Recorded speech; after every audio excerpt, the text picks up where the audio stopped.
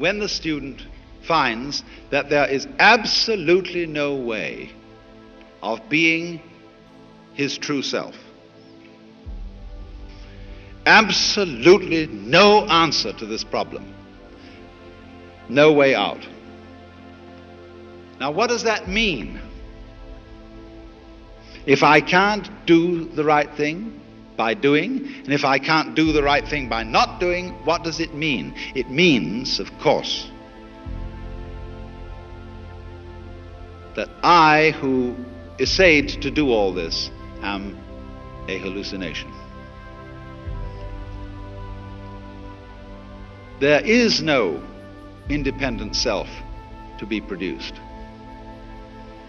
There is no way at all of showing it, because it isn't there. So you recover from the illusion, and you suddenly wake up and think, oh, what a relief. And they call that satori. That's awakening, the first step in awakening. Let me try and translate this.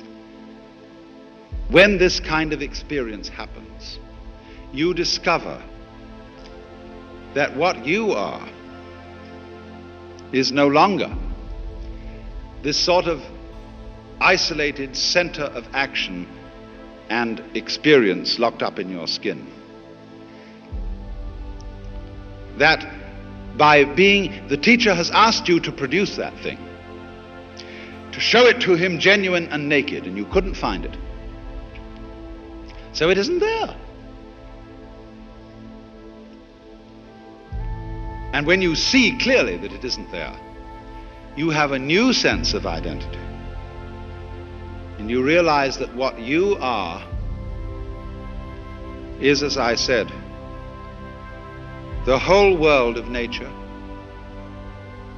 doing this. Now that's a difficult thing for many Western people, because it suggests to them a kind of fatalism. It suggests that the individual is nothing more than the puppet of cosmic forces. So in the same way, when your own inner sense of identity changes from being the separate individual to being what the entire cosmos is doing at this place, you become not a puppet, but more truly and more expressively an individual than ever.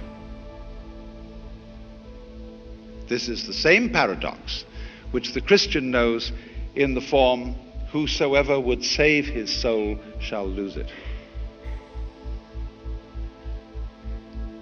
Now, I think that this is something of very great importance to the Western world today, because we have developed an immensely powerful technology.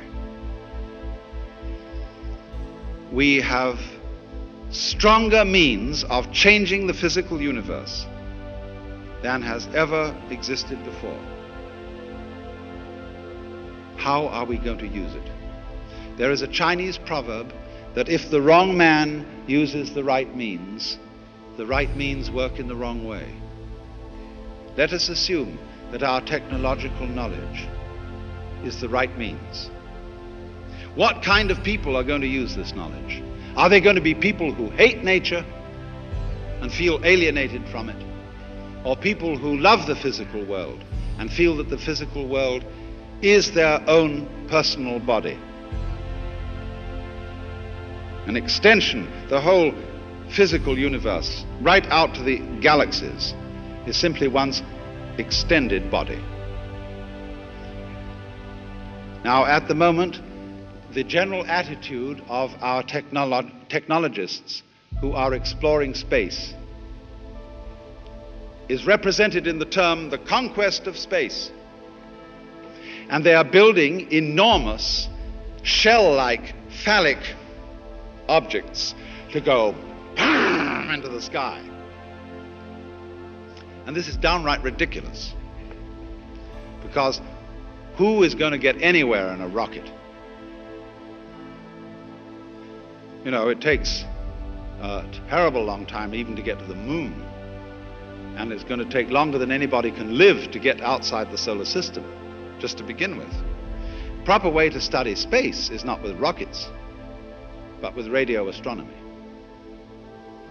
Instead of going bang, you know, with a tough fist at the sky,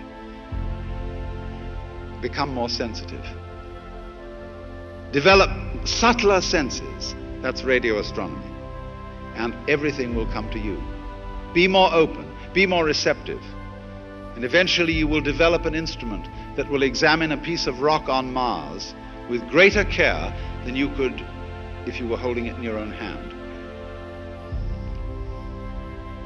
Let it come to you.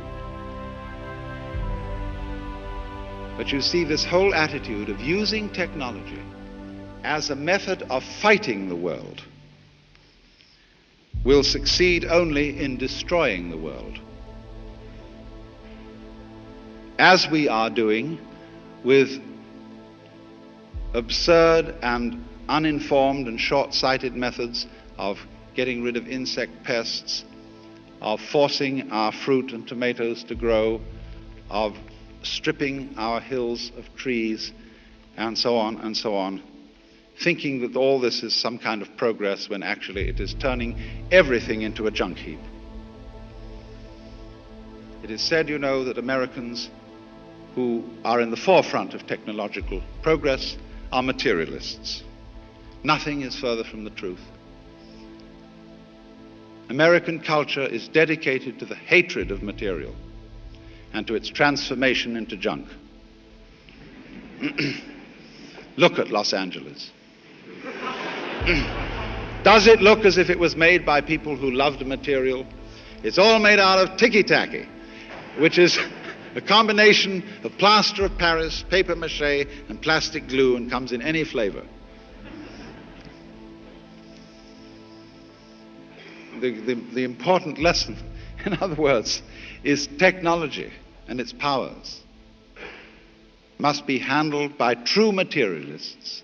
And true materialists are people who love material, who cherish wood and stone and wheat and eggs and animals and, above all, the earth, and treat it with the reverence that is due to one's own body.